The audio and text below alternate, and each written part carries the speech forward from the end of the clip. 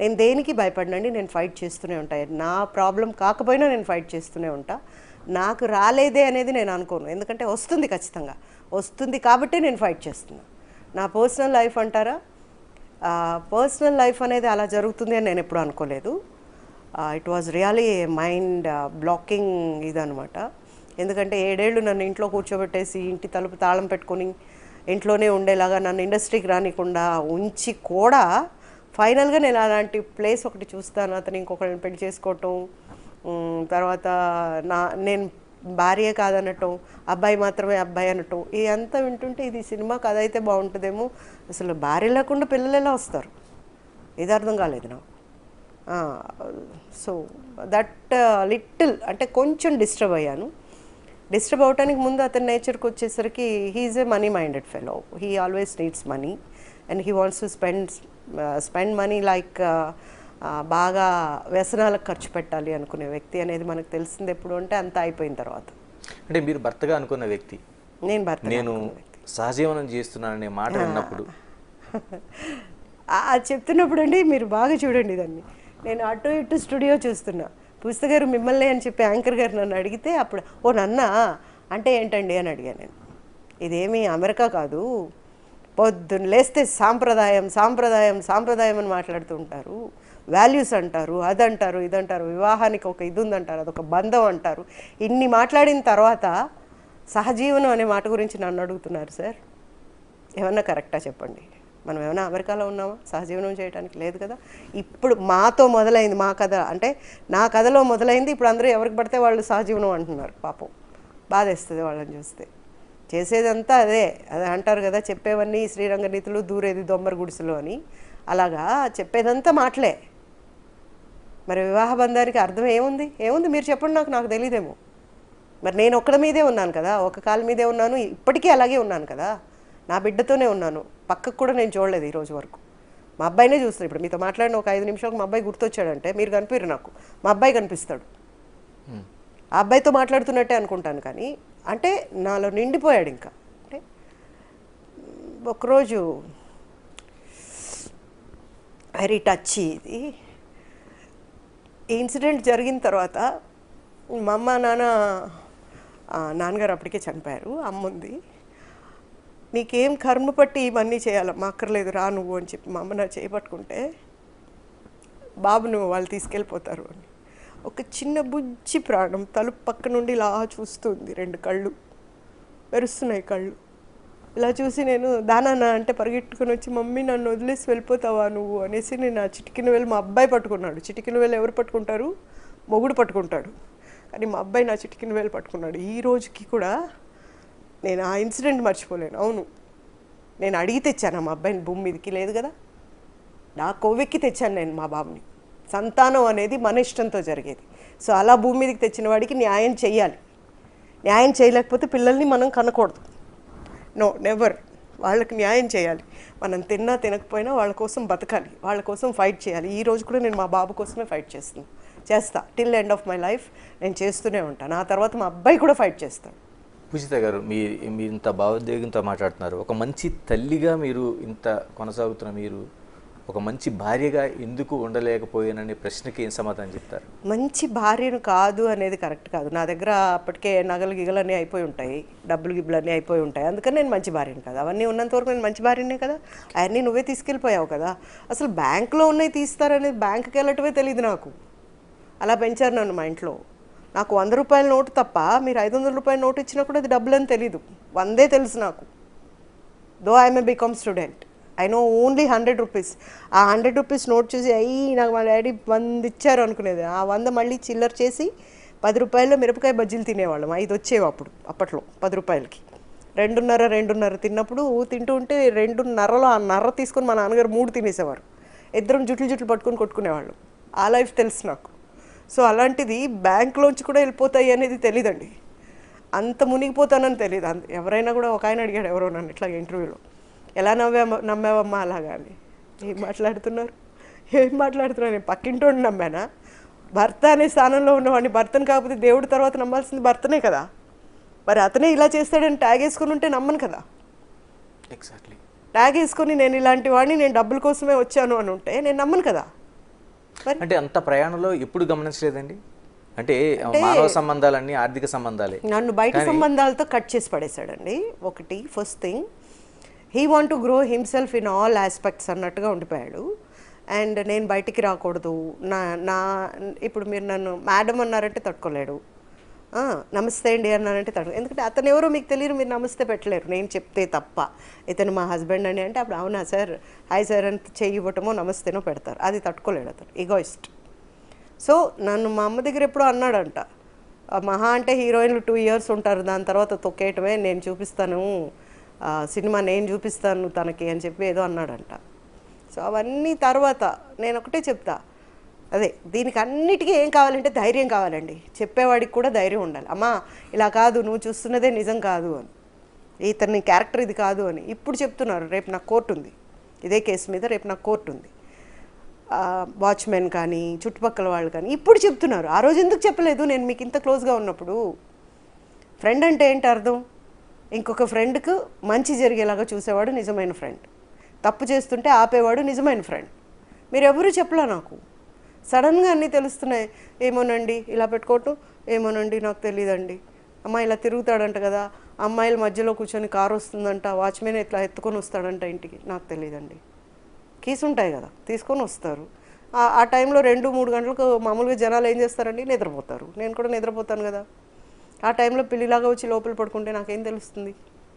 Okay నాయను. ఆ రోజుల్లో అంగీకరించారండి మీ ప్రేమ వివాహమే కదా మీది? అవును, ప్రేమ పెద్దలు ఒప్పుకున్న వివాహమే. బట్ ఇలా అని తెలుసుంటే ఒప్పుకోకుండా ఉంటేనే బాగుండేదేమో అనిపించింది ఇవన్నీ చూసిన తర్వాత.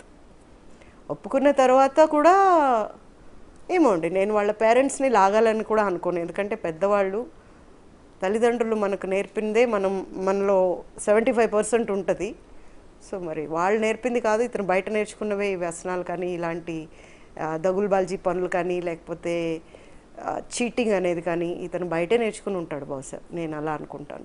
ఎంతవరకు వచ్చింది విజయగోపాల్పై పోరాటం, ఏ దశలో ఉంది? ఇప్పుడు 8 ఏళ్ల తర్వాత బహుశా వాళ్ళు హైకోర్టులో ఏమన్నా దులుపుతున్నారేమో.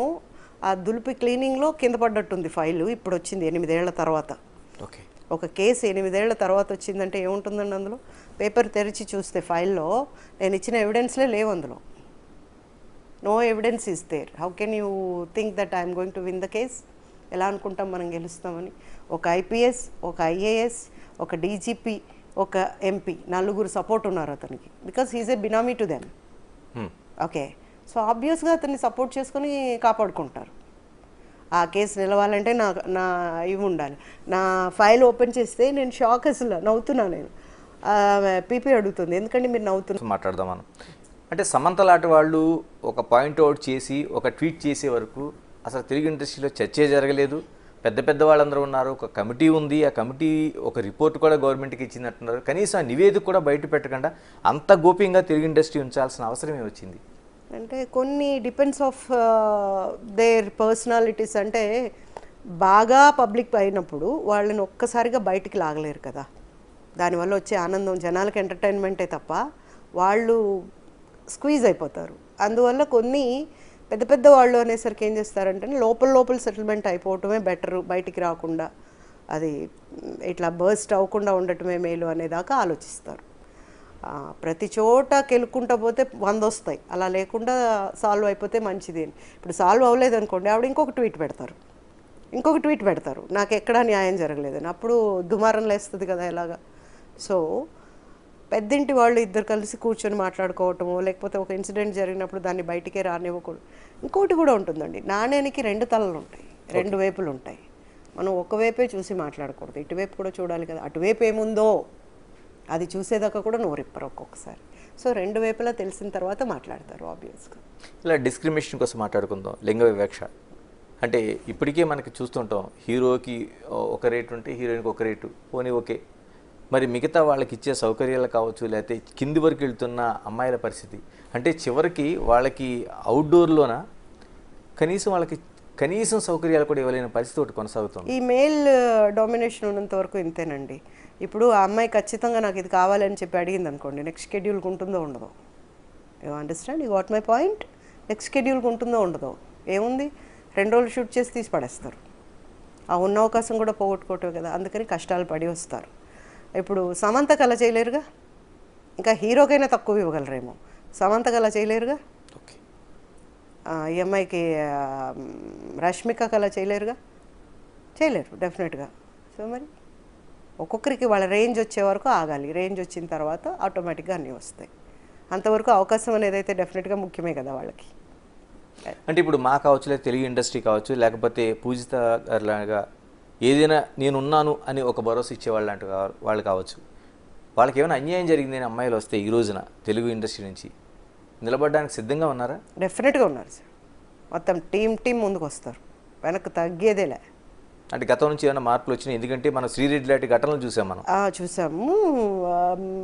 మొన్న ఐ థింక్ సో ఏదో ఒక ఆర్టిస్ట్కి ఆ ప్రాబ్లం వచ్చినప్పుడు మొత్తం స్పందించి చేసాం, దాన్ని సాల్వ్ చేసాం. ఒకటి బయటికి వద్దు, పేర్లు వద్దు, ఒక హిందీ యాక్టర్స్ అమ్మాయి అలా ఒక చిన్న ఇన్సిడెంట్ చెప్పంగానే వెంటనే రియాక్ట్ అయిపోయి చేయాల్సిన పని చేసి, అదే చెప్తున్నా నేను, ఒకళ్ళంటూ వచ్చి నాకు ఇది ప్రాబ్లం అని చెప్తే కదా మాకైనా తెలిసేది. అంటే ఆ రోజున ఎందుకండి శ్రీరెడ్డికి అంత బహిరంగంగా వచ్చినా సరే ఎందుకు చేయలేకపోయింది ఇండస్ట్రీ?